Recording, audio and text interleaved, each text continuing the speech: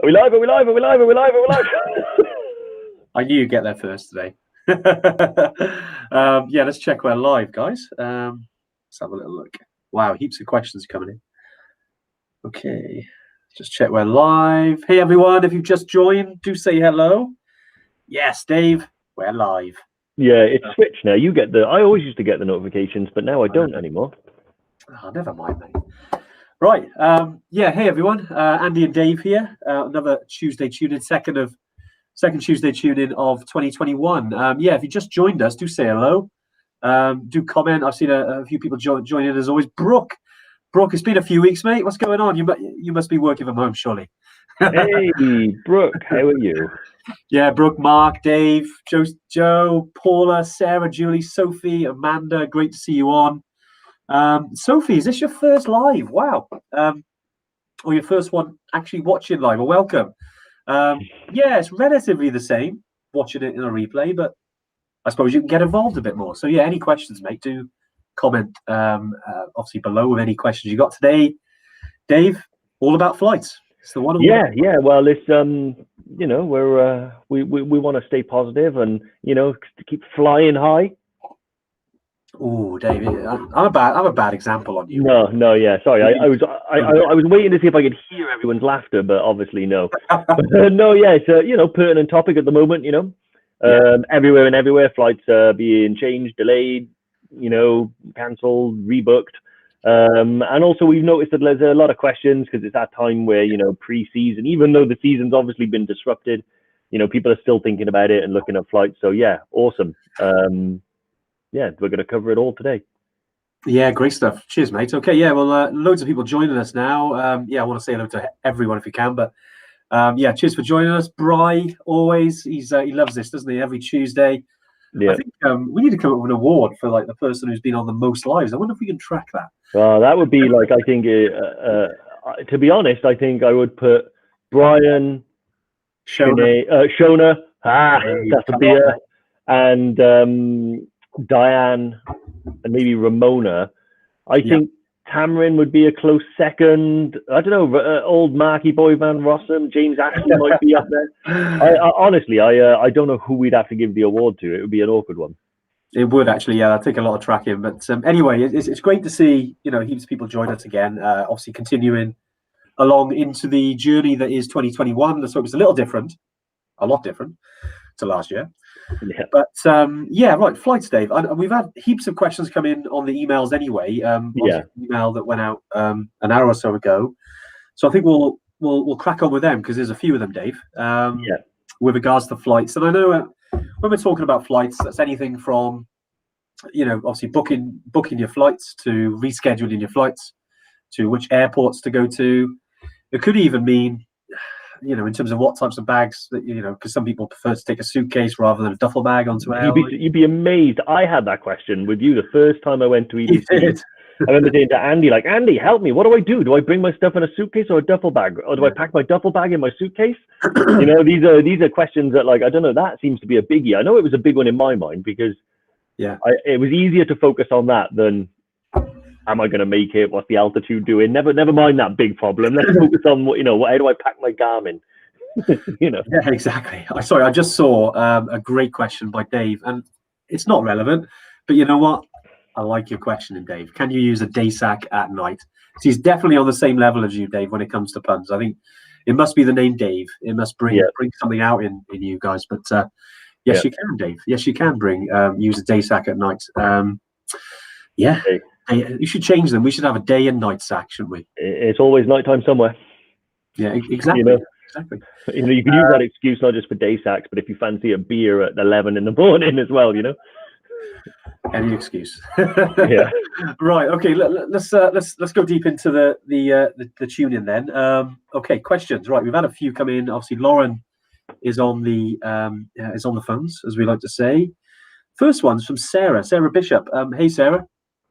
She's got a few different questions. So we'll answer them all. So yeah, my question would be, how much time do you recommend leaving after the trek is finished, going to Everest Base Camp? So yeah, I mean, I'll take this one on. With regards to your flights, you can. Most people tend to stick to the itinerary, if you like, which is, obviously a 15 days for the Everest Base Camp, the classic route. And basically you get, when you arrive back into Kathmandu from Lukla, all going well, it's the day before you're kind of due to leave Nepal. So that's the kind of standard way. But, more and more people now are trying to leave themselves, a couple of buffer days, 1 or 2, which means, you get to enjoy Kathmandu. Plus, if there is any weather delays, then you've got a little bit of a buffer there as well. So although we've, rarely delays happen, but, we have to be open and honest, they do happen because of where Lukla is and because of the weather that happens there. It's definitely, if you want to book an extra day on the end or 2, just let us know. We can just make sure there's obviously accommodation for you, rooms available at the hotel. So when you, like, for instance, if you're booking your flights and you're uploading them to the members area on the website, obviously we'll get that info because it shows that you're sort of departed 2 days after, say, the trip ends. So we know then, okay, we'll be we could get an extra couple of nights for you. So yes, Sarah, I hope that answers that question. She's got a few more though, Dave, hasn't she? Do you want to take on the next one? So let's finish it. Our original flights were scheduled for late evening, the day the trek officially finished, i.e. would we flow back from Lukla the day before? Is this enough time normally to account for poor weather getting back to Lukla? Are airlines flexible? Oh yeah, so essentially it's all about the same sort of stuff. Personally, I recommend, like Andy said, have a day at the end. So normally, the EBC trip is 15 days, okay? So day 1 being arrive in Nepal, day 15 being leave Nepal, day 14 when you would arrive back in Kathmandu from the mountain. So you arrive back in Kathmandu, hopefully sort of late morning, you have the rest of the day that night, and then you leave the next day. If you have an extra day, it means day 15, everything's up to you. Most likely you're going to arrive on time. And then you can just go, back to, me and Andy always have a day or 2 extra. We go to Budanath, we have a big breakfast, coffee there, do some souvenir shopping under our own time. And it's nice just to get to know Nepal. You can jump in some taxis, travel around, go places on your own steam. So yeah, having a day or 2 extra at the end is pretty good. With regards to how flexible your international flights are, I think it depends on who you go with. Most people, if you miss a flight, ordinarily, that's done. You have to book another one. If you know you're going to miss it in advance, then quite often you can contact them, let them know. And I've changed a flight before, but I actually bought one early. So I had to leave Kathmandu. I had a week extra at the end of the trip, and I decided to bring it forward a few days, and it cost me about £250 to do it. But it was worth it for the reasons we did it. But hopefully that kind of gives you a good idea of everything that it's one of those where I can't for certain say what it's going to be, but if you have a day or 2 extra, you're going to be fine either way. Yeah, exactly. It kind of let's remember, isn't it? I mean, we talk about this when we're going to Kili, or if we're going to like Morocco, or even Machu Picchu in Peru. There's so much more to see than just the trekking side. So if you are into your traveling and you want to see a bit more than just the mountains, there's other stuff to see. Certainly. And if you booked on any of our trips, just drop us a little email, to info@evertrek.co.uk, and we can kind of guide you into any other sort of add-ons or options. We have sort of made it now that some of the additional we almost call it like pimping up your trip, if you like, which is, there's some add-ons that we kind of have put together, and you should be able to see them in your members area now. If you go in there, and it'll say basically about your members area. Have a little look. For any questions, just drop us a message. Especially for anything like Nepal, things like that. Right. So go for it, Dave. Sorry, mate. I thought you were finishing. I was going to slide in seamlessly, but So Sam, he said, if traveling via Doha, how much time should you allow between flights? Personally, I'd say at least sort of 2 hours. At least 2 hours. Like me and Andy we've had everything from. I remember one trip when we were coming back from Tanzania, and we literally had to run from. We had about an hour and a half, and that was too close, because if there's any delay, particularly leaving like Kathmandu, and if you leave like Tanzania, the smaller airports and stuff like that, there tend to be weather delays and things. So me and Andy had to sprint from one plane to the other. So yeah, that's probably that. To be honest, it was really fun when we got there because we got upgraded for free. But exactly. However, I would say at least 2 hours just to account for any delays. But when you think about it, how often do planes get delayed by an hour? If that happens, you've only got an hour then, to get through the airport and stuff like that. So 2 hours is a minimum. A comfort blanket, I would say about 4 hours.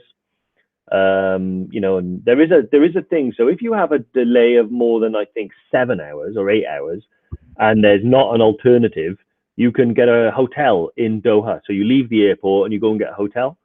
I deliberately gave myself a layover of 14 hours because I knew I'd be tired. So I went and got a hotel, had a good 8 hours sleep, and then came back to the airport. It's a great idea, Dave, as well, isn't it? I mean, I think if anyone's got the time, certainly, I mean, you know, not saying, you know, explore Doha, you can. You know, we necessarily haven't, but even just having like a night's sleep at the hotel before you get back sometimes can be nice. Even if you've got, I think if it's over 8 hours in Doha, and if you go to the transit desk in Doha Airport, it's really cheap, sometimes free, depending on who you've booked with. You get actually a hotel that you can just sleep for, so even just for like 4 hours, and you've got transfer. I mean, I think we paid like $60, and it was a 5-star hotel, and we got like 6 hours sleep before our connecting flight. It was brilliant. Yeah, exactly. So it might be free, but like Andy said, if you've got like, it takes about probably 2.5 hours, right, to get through the airport. And actually, from the time you like land to like sitting in your bed at the hotel, so factor that in. It's only a short trip of about half an hour in a taxi, maybe less. But man, it's good just to have a good hot meal, a shower, change of clothes, you know, a few hours sleep, and then back to the hotel. It's honestly, it's changed everything for me. Like I usually factor in a plus 8 hour gap in Doha so I can go out in and get it. Good question though. But you know, Sam made a good point. I mean, Doha is in Qatar, so with Qatar Airlines, and you know they are one of the most popular airlines to use now. If we're thinking about airlines to get anywhere, really. I mean, we're in South Wales, so Cardiff Airport. You know, we hope this continues, but Cardiff Airport's a relatively small airport, and they are changing a lot. But at the moment, Qatar Airlines is there, so you know we do use Qatar, but you can use them from Heathrow, Gatwick. You know, there are. I think Manchester, Birmingham, I think. I'll have to double check. But essentially, you know, you can use it most of the UK. I think in Scotland, just trying to think now if they fly from Edinburgh, but essentially you can get a connecting flight down to London and then Qatar. Yeah. They seem to be a really popular choice at the moment. I'd say at least half of EverTrekkers tend to use Qatar from what we see. So you know, definitely a go-to airline if you're thinking about nice and easy.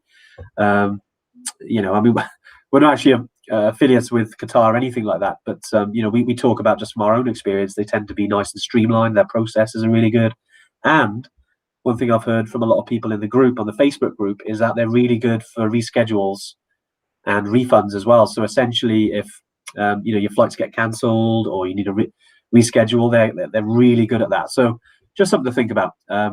With Qatar. Awesome. Let's have a quick look. So Phil Costin, have you done the Annapurna circuit trek? And if so, what you like and what you compare to BBC? So personally, I've not actually trekked a lot of the Annapurna, but we've been as far as like Pokhara and then past Pokhara up into where this camp is. Although I've got a lot of experience with EBC and I know about the difference. So what I would potentially say, the difference, to be honest, is Annapurna, although still very popular, is not as busy as the EBC circuit. So it tends to be quieter. You'll see less people. It's very pretty, and you know, like it's stunning. Like the mountain ranges and the views you get of Mount Fishtail and the Annapurna is stunning. So as beautiful. You know, you can argue all day about which offers the best views, the Everest region or Annapurna, but most people tend to go to Everest first because it's that draw. They want to see the biggest mountain on Earth, and then they tend to go to Annapurna and love it just as much. I would say the main difference really is in terms of logistics. There's no flight to Lukla involved. You can either fly to Pokhara or drive. So delays for Annapurna tend to be few and far between. Yeah, rare, very rare. Yeah, and so there's a lot of like, you know, less sort of stress with regards to timescales and things because you don't have to worry about like delays. P.S. We crossed paths in October 18th when we were on our way to EBC.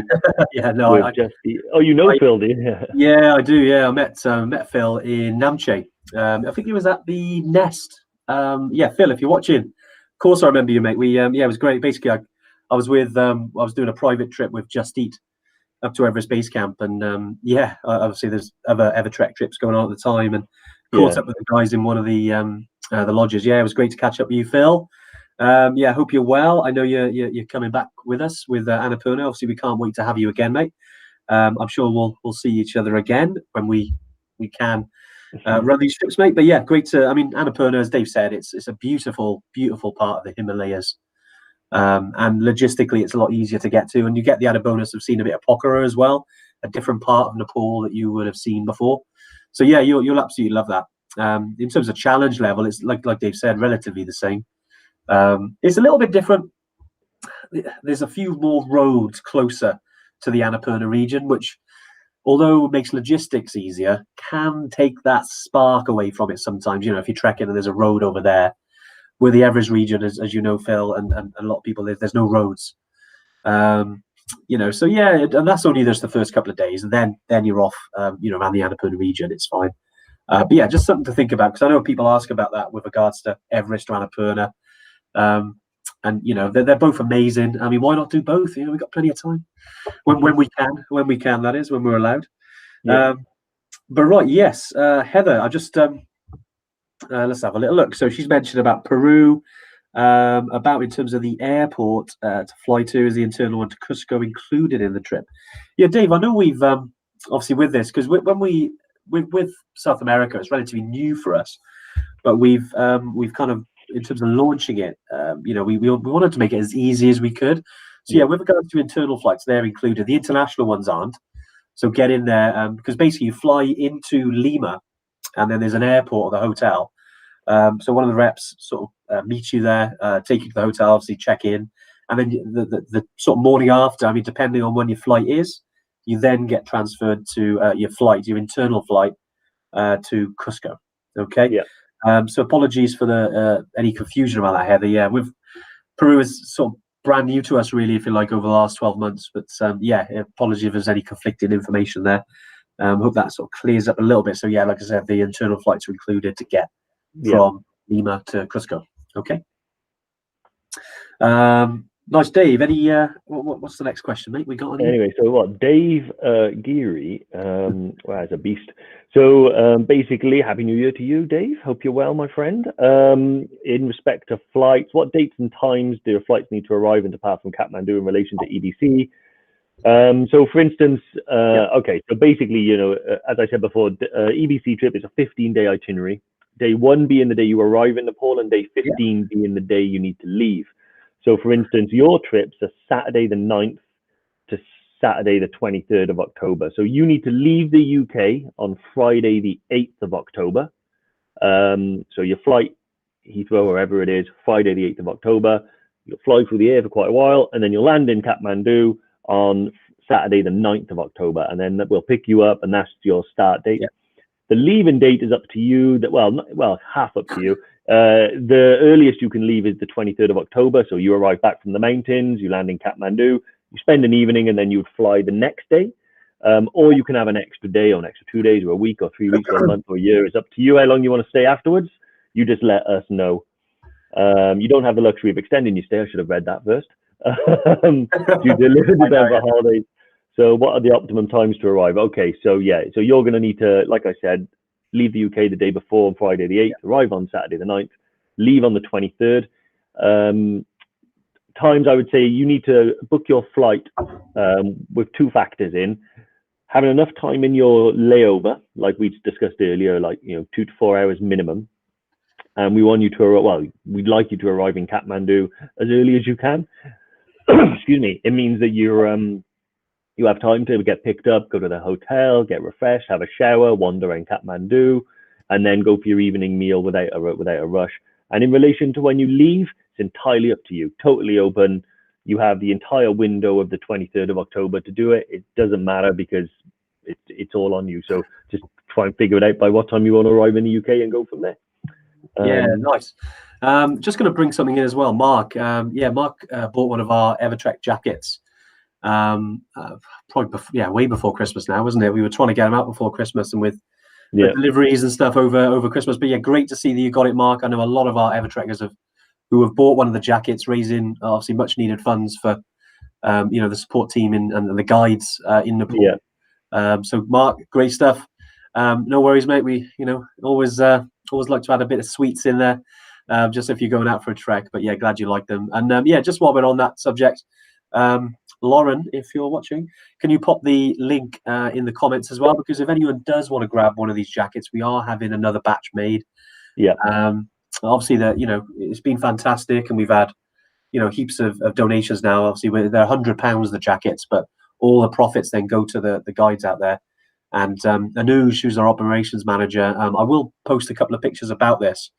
Did a nice little sort of mini ceremony, if you like. They're trying to be as safe as they can in Kathmandu, because it's still, the pandemic's still going, and so in terms of meeting big groups of people, you've got to be a bit careful, especially in Kathmandu.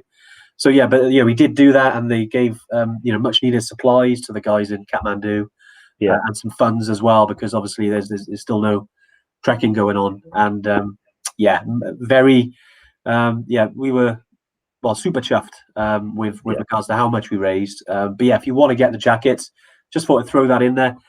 Click the link that Lauren's going to post and grab yourself a jacket.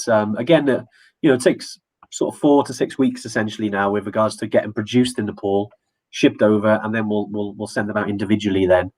But yeah, grab one of the jackets, guys. Thought I'd get that in there. Cheers, Mark. Yeah, awesome. Yeah, I mean, you'll see some cool pictures when they had a big day in it where they got together all of like the food, the supplies, sent it out to the villages, sent money to support the people in Kathmandu. It was really great. I mean, awesome, absolutely awesome.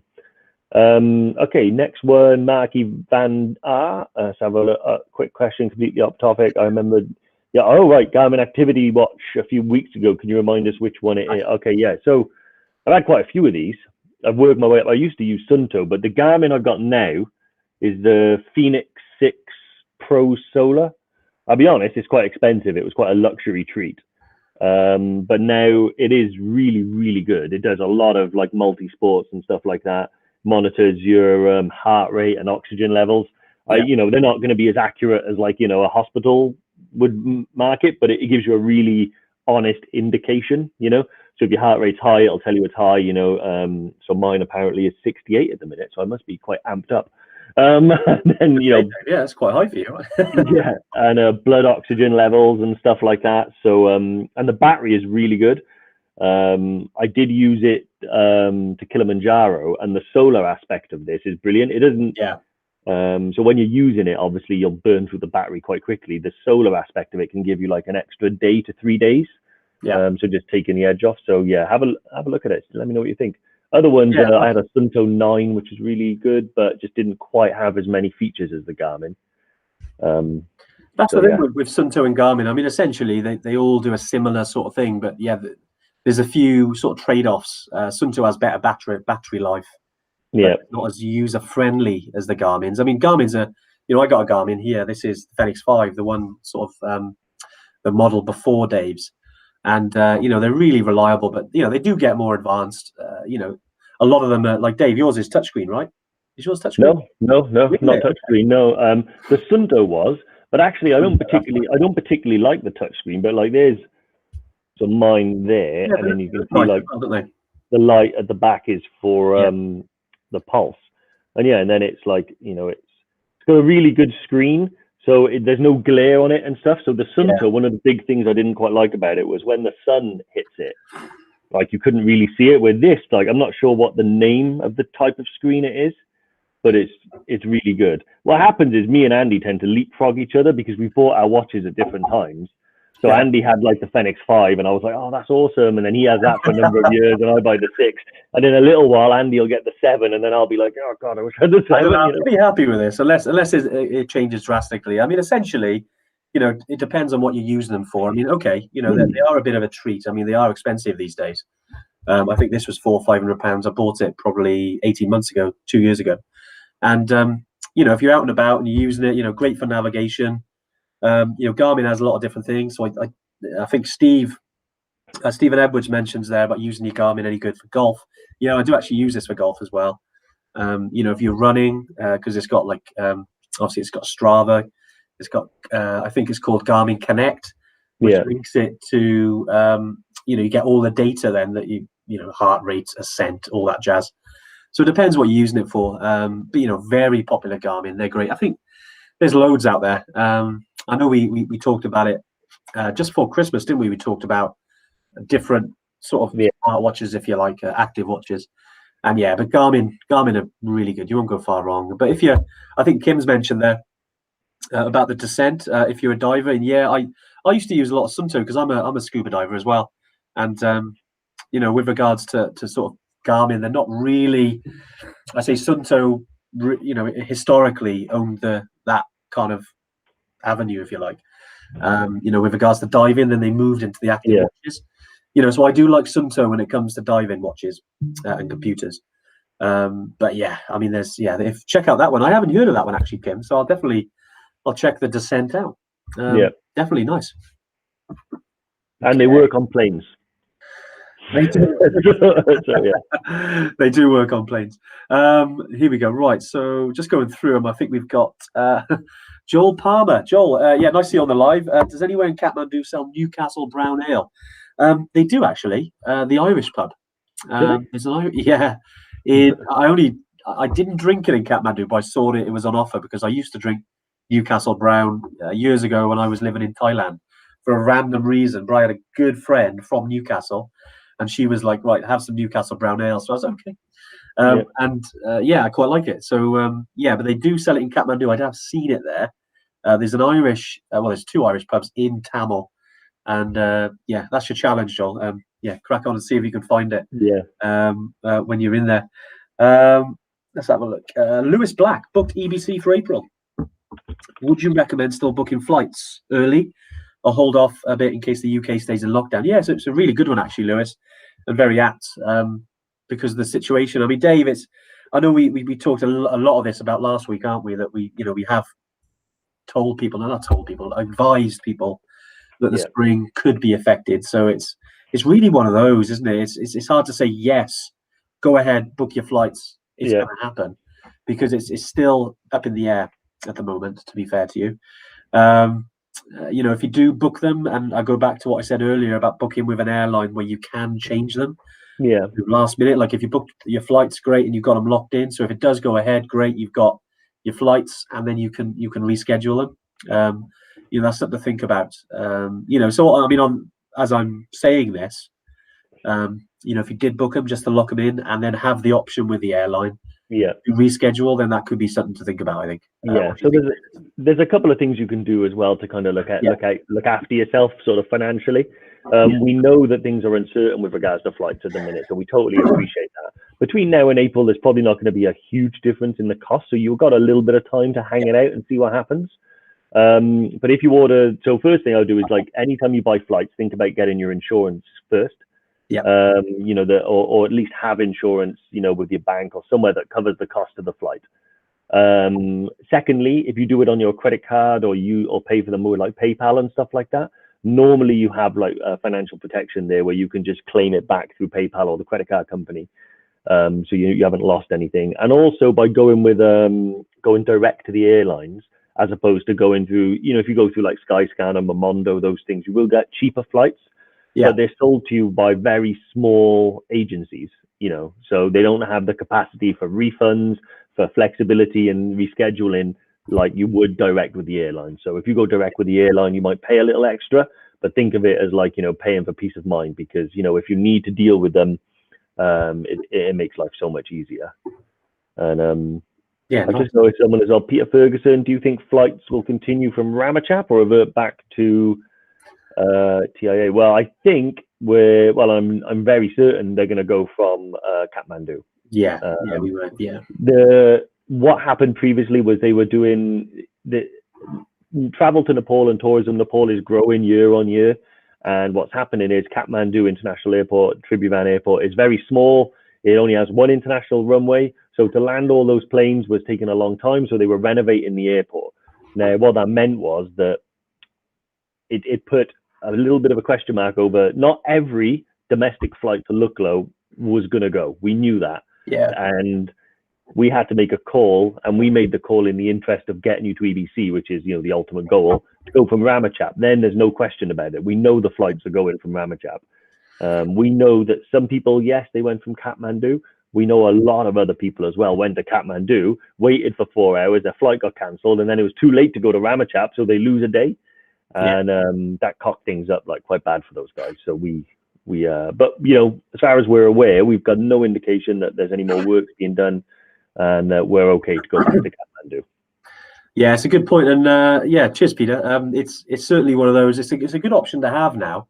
Now we know the processes, and you know, it was one of those things that the good old Nepalese airport told us and said, right, sorry, we're going to close the airport for a bit. We were like, okay, what do we do? But you know, every travel company was in the same boat. Yeah. And luckily, we our guys, especially Anuj, he was ahead of the game a bit and booked accommodation that was quite close to the airport. So yeah, it was very lucky, really. But, you know, it's also as well, I think a lot of people that came back said, it was bumpy, it was long, I was tired. But you know what? They saw a part of Nepal they would never have seen, and that was a great kind of way. And you know, we have had feedback and saying, you know, it was a bit long and this and that and bumpy, etc. And yeah, it's, you know, we have to remind ourselves sometimes that this is adventure travel. You know, things don't always go to plan. This is part of the game, really. You know, it's not a trip to Disneyland, and we have to remember that. Although we plan, you know, always planning for the best. These kind of things are part of the journey, and yeah, it is. Seeing part of Nepal was fantastic. Yeah. I remember, because I've done Ramachat twice, and although I was like, geez, you know, 4.5 hour drive and then a flight, and I was thinking, you know, it's a mission. But you know what? It is all about the journey, and especially on the way there and stopping off in the villages, and you know, it has certainly added something to it, I think. You know, and I know we've had some people who loved it, some people who haven't. But you know, anyway, I know I'm going into it. Like Dave said, it's not that we're planning to do that at all. But Peter's on here as well. I did see his message on the Facebook group, and he said about don't use FlySharp, not great at rescheduling flights. Yeah, cheers, Peter. It's always good to get feedback about different companies who you book flights through. So yeah, FlySharp. Yeah, good. So like I said, always good to know who to use and who not to use. So cheers for sharing that, Peter, and obviously great to tell everyone else as well, because I want them to have the issues that you've been having, mate. So but yeah, hopefully you sort that out. Yeah, awesome. Great stuff. Yeah, what's next, Dave? So next we've got well, I've literally just refreshed and lost it. So yeah, James Ashley, the Lord himself, has asked, do we do airport pickups at all the airports? So yes, all included. So when you arrive at the airport, no matter which destination you go to, our team on the ground over there will be there to pick you up in a private vehicle and take you guys back to the hotel.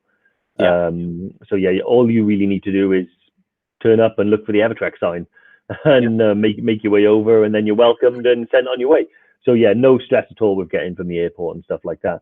I mean, I know we had one time, me and Lauren thought we'd lost some people because we knew that they were going, but a couple of customers didn't tell us that they booked their own accommodation and stuff like that. So we were tracking their flight. We knew when they arrived, and then the guys rang me and like, hey, they're not there. Where are they? And then we couldn't get hold of them for a day. So yeah, as long as you tell us, you know, if you're doing anything different. But as far as pickups go, yeah, also it will be there, guaranteed. Before you go, you send us your flight information and stuff like that. We send that to the local team, and then they've got the airport tracker, the flight tracker. So they know when the flights are in the air, they know when they're delayed. So even if you're delayed and you can't reach anyone, you don't have to panic. Your flight's being tracked, and we'll be there to pick you up. It's no problem. Yeah, nice, Dave. And whilst you mentioned that there about, you know, uploading to your members area, leads me on to this one. Steve, about my sleeve, actually one sleeve. Yeah, 𝗂𝗲𝗀𝗲𝗲 Outdoor. With regards to that discount, it is in your members area. We've uploaded the new 2021 discount code. It is actually the same as last year. They've just basically changed the expiry on the PDF, but we've uploaded it to the members area now, mate. So yeah, if you want to go in and have a little look, you can use that code, you know, online, or, you know, because obviously we can't go in store at the moment. Hopefully when they open back up, you can then, you know, shop around and have a look in store. But now, yeah, you can use it online, mate. So yeah, just thought I'd drop that in there. Cheers, Steve. Right, yeah, what else we got? We got, I know we had a few come in. Here we go. Any other questions? I did see Diane put some questions up there. So Diane has asked about Rainbow Mountain. So yeah, Rainbow Mountain is, I'll send you all the information direct, Diane, because I have to dig that out. I can't remember off the top of my head. I know some facts about it. But yeah, basically it's a day trip that you can do from Machu Picchu. So from your Machu Picchu trip. So it's literally from the hotel to Rainbow Mountain and back to the hotel in a day. We organize the tours privately. We recommend doing it at the end of the trip, but you do have the option of doing it at the beginning. But be aware the Rainbow Mountain is like, I think it's 5,200 meters, you know, so it's some serious altitude to get there. Although it's not exposed, like, I mean, not in terms of the time, you know, so you get in there, you get to the top and you get back down again. And sometimes you can do that before altitude even notices you're there. But altitude becomes dangerous when it's like prolonged time exposed to the altitude. So, but at the end, at least, you know, you've got, you know, the fact that you've acclimatized and stuff like that. But yeah, so it doesn't really require an extra night in the hotel. I think you can do it within the trip because it's that quickly, but an extra night can help. I'll email you all of those costs and stuff like that. So Lauren, I know she's listening. If she reminds me, so I write it down. I can send you all the details and stuff like that for the extra night. From memory, I think it's probably around between $60 and $90 a night. But I'll let you know specifically after this. Nice. Yeah, cheers. Yeah, Martin McCollum's on it. He's if you see, sorry, Steve, go back to the previous one about your Cotswold. Yeah, Martin McCollum just put there. It's a downloadable PDF. Yeah, Martin, you are on it, mate. So you know exactly. Yeah. So I mean, with regards to flights, I mean, just to kind of round it off a bit, really, because I know we've got. If you haven't got any more questions, do drop them in. With flights, especially at the moment, it's important to remember that, you know, if you haven't booked them yet, do book them direct. I think we're definitely advising everyone now, book direct with airlines. I know that you might get it cheaper. It certainly searches, like when I sort of research for flights, I do look at like Skyscanner, Momondo, get the kind of flights where they're running from, and then go to the direct airlines and then book the flights. So, you know, it's a roundabout way of doing it, but it just secures that, you know, as I think Peter was talking about earlier about booking through one of the third-party agency, you just get aggro if you're trying to reschedule. And I think now more than ever, you know, we need that flexibility with regards to your flights. I mean, it's, you know, something that, you know, going back probably 18 months, 2 years ago, that we wanted to try and do is include international flights in our trips. It was something that we realized we hadn't done. But unfortunately, because of our numbers, you know, of people we kind of take to Everest Base Camp and 𝗂𝘂, especially when it comes to rescheduling, it's a lot easier if you do it. And it's not that much, you know, if, like, for instance, if you book through us, it'd definitely be more expensive. And, you know, thank God it was like that, because right now it is obviously easier for you to reschedule than if you were booking through us. It just makes sense, I think, when it comes to that. You know, so we want to make sure that you know, we're all on the same page with that.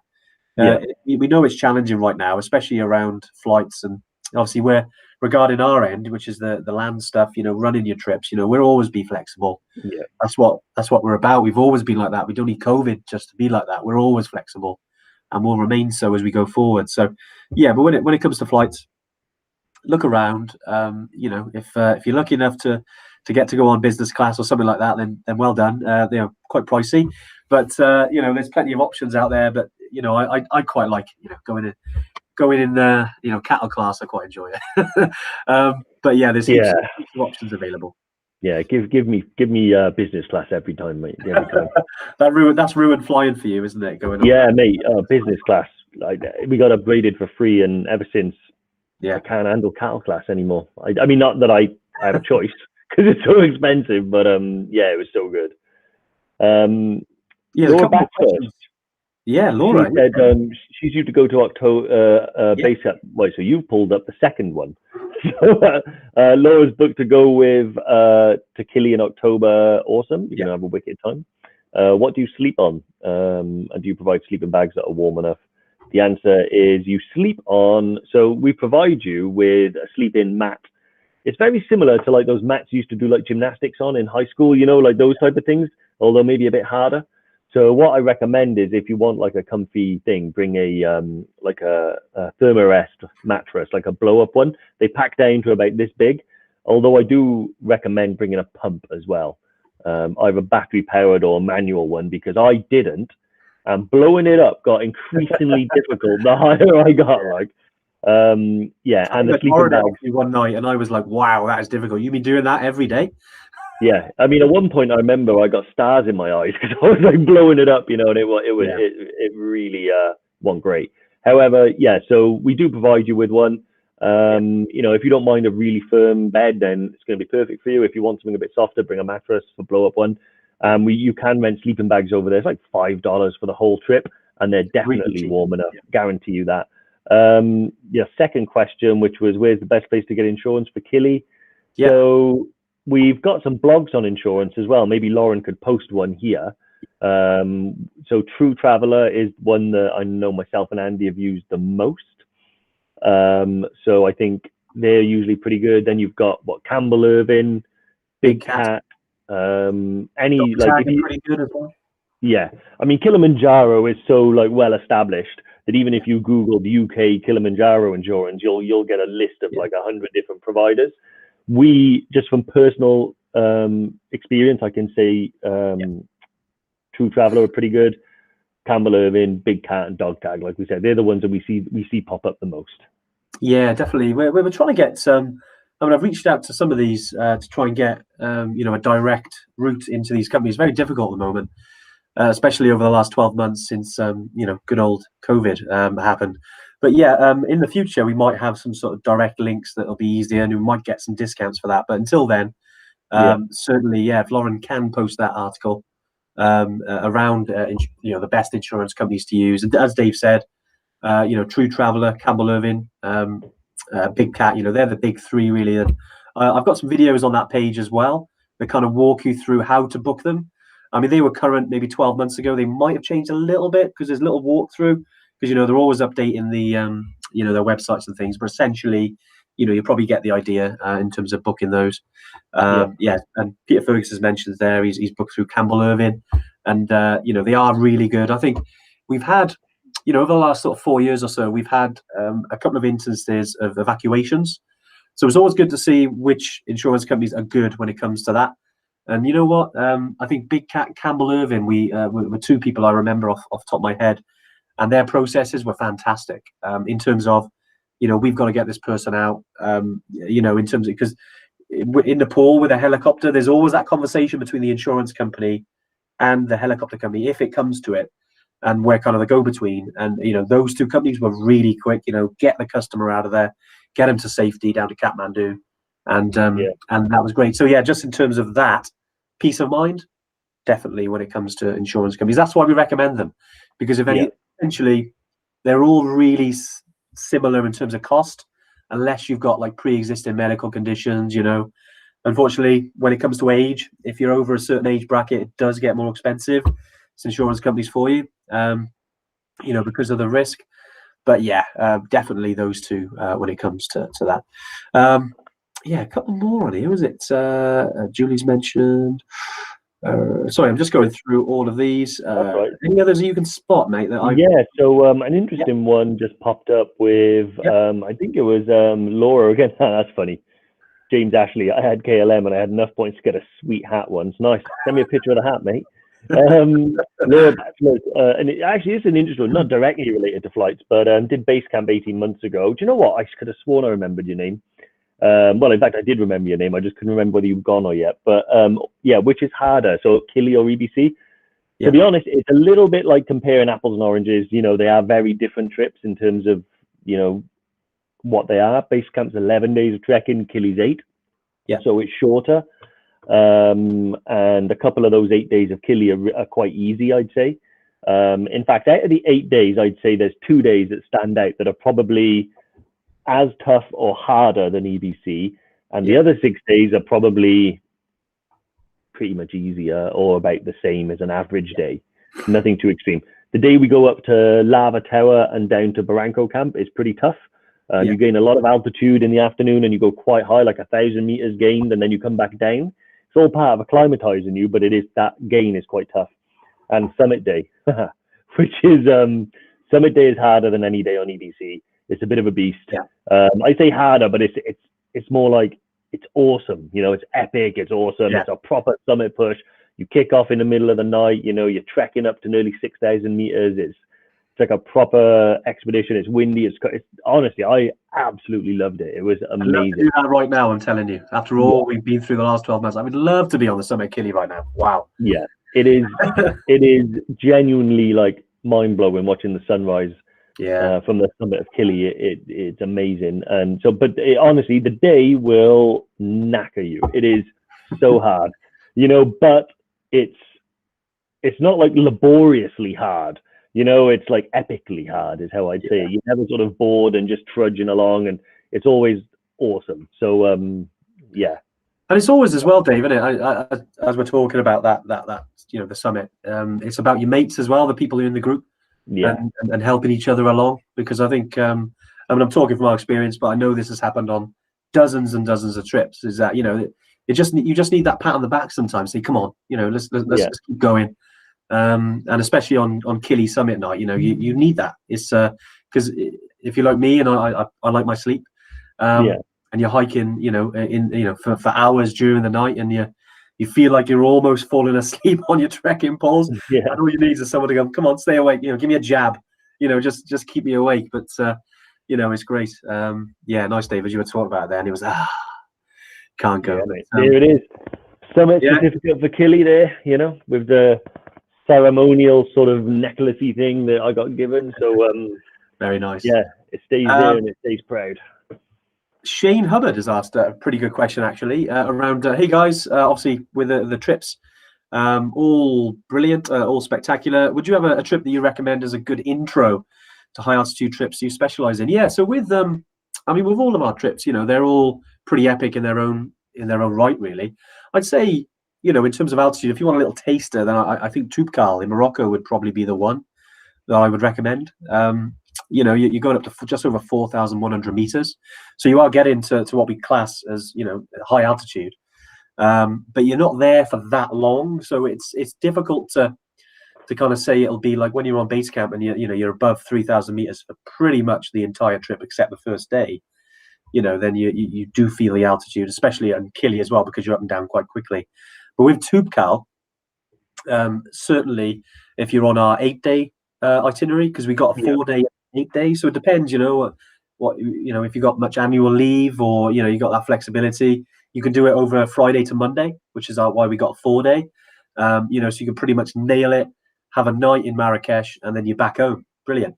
But then if you've got a little bit more time, you want to make a bit more of a trip about it, we've got 2 days in Marrakesh, and then you've got the rest of it then in the mountains, and you're at altitude for a significant longer period.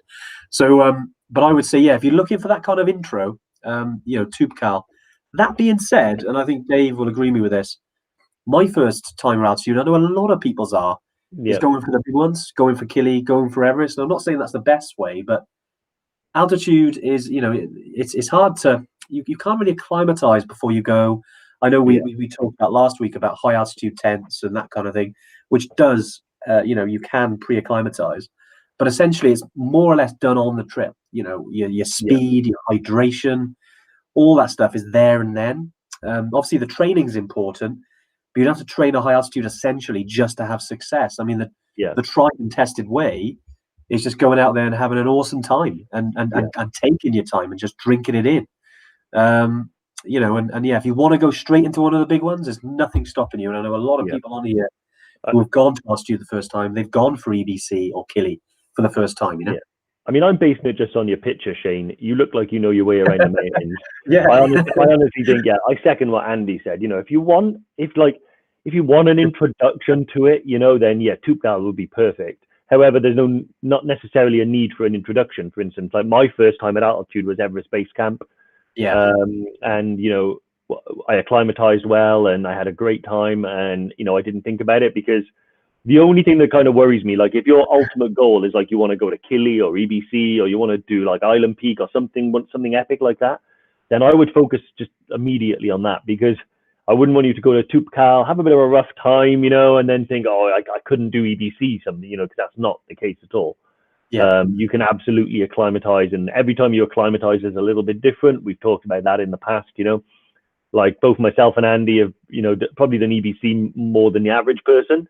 And I know Andy's had a night in 𝗂𝗂𝗀𝗀𝗲 when he didn't feel too great with the altitude and a bit of exhaustion. I had it on Kilimanjaro actually, where I took Diamox for the first time for the trip, and then I've done other trips where I've barely noticed the altitude, you know. Yeah.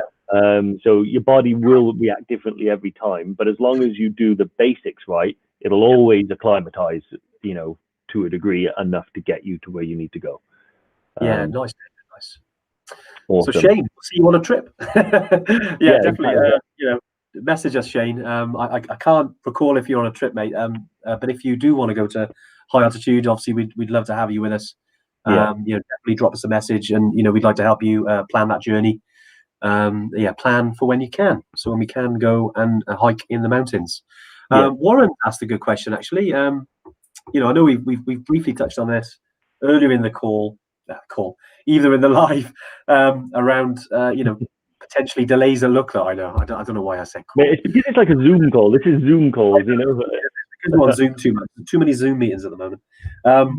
Yeah, how many times do trips to Everest Base Camp overrun, so extra nights of flights are necessary?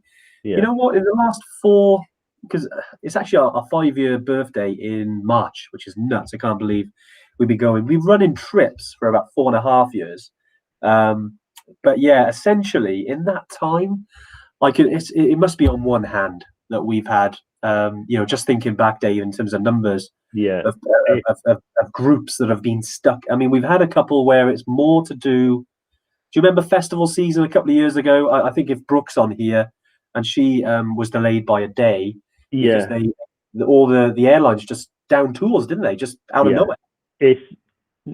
I think you can count on one hand the amount of times where the delay has been more than a day. You know, so the majority, like delays in terms of hours, you know, frequent. That's normal. You know, so you might get out on the first flight, you might have a 2-3 hour delay, but that's fine. That's all perfectly fine and normal. Like I actually had 2 days in 𝗶𝗂𝗲, not delayed. I actually I got a chopper.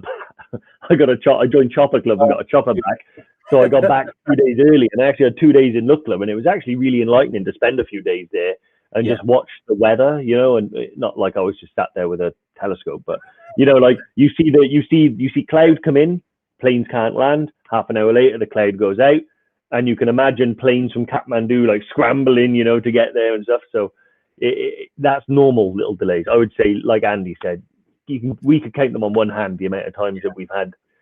We had an instance where Paula, I believe, and another customer went, and the monsoon was delayed by 2 weeks. Oh yes, which, you know, which probably due to climate change or something like that. That was pretty much early to mid-September, and that difficulty there is like, you know, the monsoon came in. There's nothing we can do about it. We can't hold it back, and you know, that caused a bit of a delay. So that's 2 that I can remember. Old Dougie Boys confirmed it here. He was on the well, he was with Brooke. That's why. Sorry, Doug. Good to see you on, mate. He had plenty of snow action this week. I'm very jealous. I saw your pictures. But yeah, going back to 𝗶𝗂𝗲, Doug was he actually spent a day in 𝗶𝗂𝗲 extra because of the festivals. Literally, the pilots just down tools and didn't want to fly. So yeah, it was you know, something we had to manage. And that's why it's sometimes important just to have that extra day, unless you are, you know, with time and you have to get back, which I know Brooke did, and she literally landed at the airport. We organised her bag to get taken in a taxi from one of our staff from the hotel to the airport, so the bag could meet her there. And then she was literally landed, collected the bag, and then flew back home. And I remember she was like absolute craziness, but it worked. And you know, that's just Brooke though, and she's an attention seeker. You know, she does things that way. No, I love you, Brooke. Yeah, that's good. Oh, Shane, you've done 𝗶𝗂𝗀 and you've done a few other summits in the Alps. What are you waiting for, mate? Island Peak. Let's go. Island Peak, Mera Peak, you know, let's go. 𝗂𝗂𝗀𝗲, perhaps. There's an interesting question about 𝗂𝗂𝗀𝗲. I just spotted it a minute ago. Yeah, I'll bring that up, actually. Stephen, because Steve's booked on to do EBC with a bunch of his mates. With regards to summit success, it's definitely a lot lower, isn't it, because of the actual challenge it is, Dave? Yeah, so it's like, you know, it's the highest mountain outside the Himalaya. It's just shy of 7,000 meters, you know, so you think Everest is 8,848. 8,000 meters are considered like some beasts, you know, so you're flirting with, you know, needing oxygen almost. I would personally say, so with 𝗂𝗂𝗀𝗲 was new to us, so we're going to be launching our first trip to 𝗂𝗂𝗀𝗲. Well, it's supposed to be this year, may still be this year, but we're going to, you know, see how old Uncle COVID allows us. But what we've done is, so we've actually allowed time within our schedule. One, we acclimatize on, there's like 3 other separate peaks. peaks and other peaks. I can't remember the names now, 𝗹𝗶𝗸𝗲 something.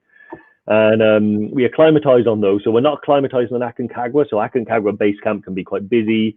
People are doing sorties up and down 𝗂𝘂𝗲𝗏. So we acclimatize on a quieter peaks, neighboring peaks. It also means you get to see a bit more of the valley. And then we've got an extra 24 hours put aside for summit. Weather on any high altitude mountain is the key. We need good visibility, and we need, we need our temperatures not to be too extreme. So yeah, to be honest, I think success on 𝗂𝘂𝗲𝗏 is greater than you'd expect, because it's not a technical mountain, so that allows us to trek in a little bit of bad weather, so there's no risk of falling off or exposure or anything. But I would say, yeah, it's one of those. It's hard to give you an answer because it's unpredictable. But we have done our best to accommodate that unpredictableness by having an extra day involved in there. So if you do get up there and it's bad, you can always drop down to a high camp, wait out there. When you get a summit window, you kind of go to the top. It's proper high altitude expedition stuff, and that's how they tend to run it. Yeah, I think you good point there. It's I mean, looking, with the itinerary, those extra peaks, it just means that, as Dave said, you're kind of not going up and down the mountain. You're seeing a bit more of the area. So we wanted to try and make it a little bit different than just going up and down the mountain, which is cool, and we know a lot of companies do that. But essentially, we want to make the most of the adventure. So we've got a couple of other peaks that we do. They're nowhere near as high. I mean, the highest one is just under 5,500 meters. Which is called 𝗹𝗶𝗸𝗲, and that is, if you give that a little Google, you'll be able to see the area of 𝗹𝗶𝗸𝗲, which isn't far from 𝗂𝘂𝗲𝗏. And then, it gives you the best chance then. And we do actually have 2 spare summit days. So as Dave said, if weather comes in, if we're delayed, if the group aren't doing well, okay, we can, it is an expedition, so we'll remain flexible and to give you guys the best the best chance of success. Because look, we want to get to the top of 𝗂𝘂𝗲𝗏. You guys, we want to maximize that. So certainly we'd love to have you, Steve. Whenever you obviously want to come with us, mate. No worries. Sophie Arf has asked an interesting question as well about how many people are usually in our group for EBC. So this has actually changed a little bit. So ordinarily we sell them out at 12, but we are having to be a little bit more flexible with regards to having to accommodate people that have had to reschedule their trip due to COVID delays and things like that. So it's possible it might swell to sort of 15 per trip. However, what we tend to do is, if the more people are on the trip, the more staff we put on the trip. So the more porters, and more importantly, the more guides. So even on a small trip, potentially you'll have a head guide and an assistant guide. If the group gets bigger, then we'll add more assistant guides.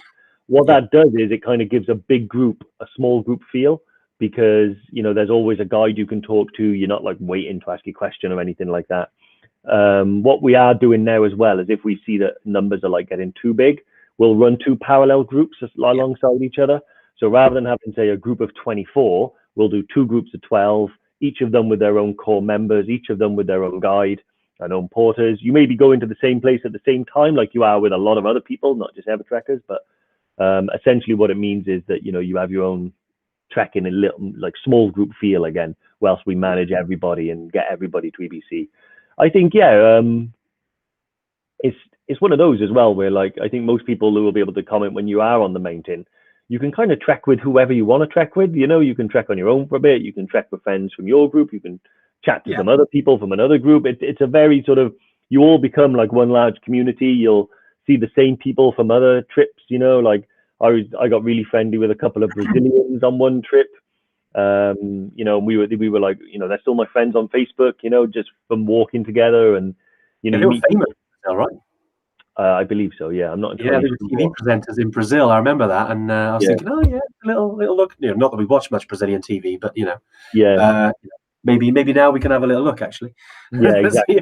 He was a man, and so they were husband and wife, and they went there, and very tragically, I think, between 𝗂𝘂𝗏𝗏 and base camp, Sophie, I think her name was, started to feel really unwell and stomach upset. So I promised to bring her back a stone from base camp, so because she'd done all the work, she didn't have anything left to prove. and unfortunately, I suspect was drinking some water she shouldn't have. But yeah, I brought her back a stone anyway, so she did it. Yeah, nice. Yeah, just I know a few people have mentioned about sizes of groups and things like that. Yeah, it's one of those things. We've had to remain a little bit more flexible than normal, especially over the last sort of 10 months. So yeah, we have with some dates put 2 groups, and some of those are they're separate guys, separate groups running at the same time. So yeah, if you see a date and you think there's a lot of people on there, they would be 2 separate groups sometimes. So yeah, just message us and we can clarify. Yeah. If you've got we're not going to separate people. If you're going with a friend, you'll be with a friend. Yeah. A partner, or someone someone you've connected with on social media. We're not people to say no. we'll make it happen. It's not a problem. Yeah, exactly. I mean, we did have a situation where, like, if you want to trek with someone, we'll make it happen. Like that flexibility that Andy talked about earlier about goes pretty much with every aspect of the trip. I can just capture one guy, Lee Stevenson. He's on April 2022 for an Island Peak trip, and at the moment you're the only one booked on. That can happen for a while because obviously the Island Peak numbers tend to be quite small. However, get in contact with us, and if around that time we notice there's a similar date where there's other people booked on, then maybe we can move you onto that one and get you going with people. But I'm very confident by 2022 more people will book onto your trip. 100%. Yeah, if it was EBC, it'd be booked up by now. If it was 𝗂𝗂𝗲𝗀𝗲, but Island Peak's a slow burner, because we generally don't get as many people. We do get quite a lot, but compared to like EBC, is nowhere near as many. Wow, I just looked at the time. It's 1:30. Dave, been on an hour already. Hey mate, that flew by. I wanted to get that one in. Yeah, sorry mate. Well, it was really plain sailing today, so that was good. Sorry, I was going to say that. Yeah, that's pretty good. Don't make it. Let you have that. Nice. Well, look, I hope we've answered most questions today, and it's been great. Obviously, have everyone on for the second week of the year. If we didn't answer your question, we will try and get back to you as soon as we can. We'll go through and see if we didn't answer. We'll because we want to get those questions answered for you. But yeah, Dave, another great live. Great. Yeah, mate, that's awesome. We get by on a wing and a prayer, mate. We do pretty well, and we wing these things all day. Great stuff. It's been great. Yeah, that's been awesome. Well, look, we'll catch you next week. In the meantime, if you want an email, just fly them over to us, and we'll catch you next Tuesday. Yeah. See you guys. Bye.